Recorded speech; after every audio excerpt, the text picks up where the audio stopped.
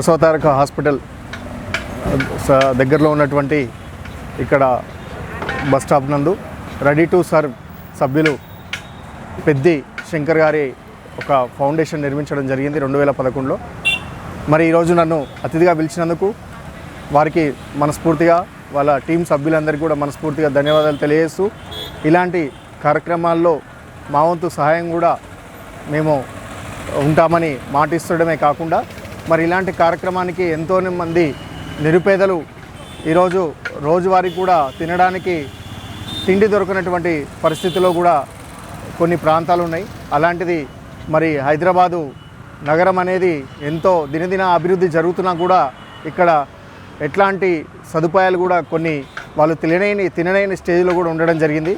మరి అలాంటి సమయంలోనే మరి దీన్ని ఒక దారిలో ఉండాలని చెప్పేసి ఈ రెడీ టు సర్వ్ శంకర్ గారు కానివ్వండి, మరి టీం మెంబర్స్ కానివ్వండి, ఒకసారి ఆలోచించి మరి 2011లో ఈ యొక్క స్థాపించడం జరిగింది. రెడీ టు ఫౌండేషన్ని స్థాపించడమే కాకుండా మరి ఇలాంటి కార్యక్రమాలు కొన్ని వేల కొద్ది కార్యక్రమాలు చేయడమే కాకుండా రోజువారీ యొక్క తినడానికి తిండి లేని వాళ్ళకే కాకుండా దుప్పట్లు కానివ్వండి, లేదు అంటే చేతి కర్రలు కానివ్వండి, వృద్ధులకు కానివ్వండి, మరి రెడీ టు సర్వ్లో కూడా ఓల్డ్ ఏజ్ హోమ్ అనేది ఇక ఈ రోజుల్లో ఎన్ని ఓల్డ్ ఏజ్ హోమ్లు ఉన్నా కానీ మరి ఎలాంటి సంస్థలు ఉన్నా కూడా మరి డబ్బులకు కొంతమంది దాని అమౌంట్ పరంగానే వాళ్ళు దాన్ని క్రెడిట్ చేసుకొని బిజినెస్గా చేస్తున్నటువంటి క్రమంలో మరి ఈరోజు శంకర్ గారు 2011లో మంచి ఒక కార్యక్రమాన్ని చేపట్టడమే కాకుండా ఒక ఓల్డ్ ఏజ్ హోమ్ని ఉచితంగా నడిపించడం అనేది ఒక గొప్ప విషయము.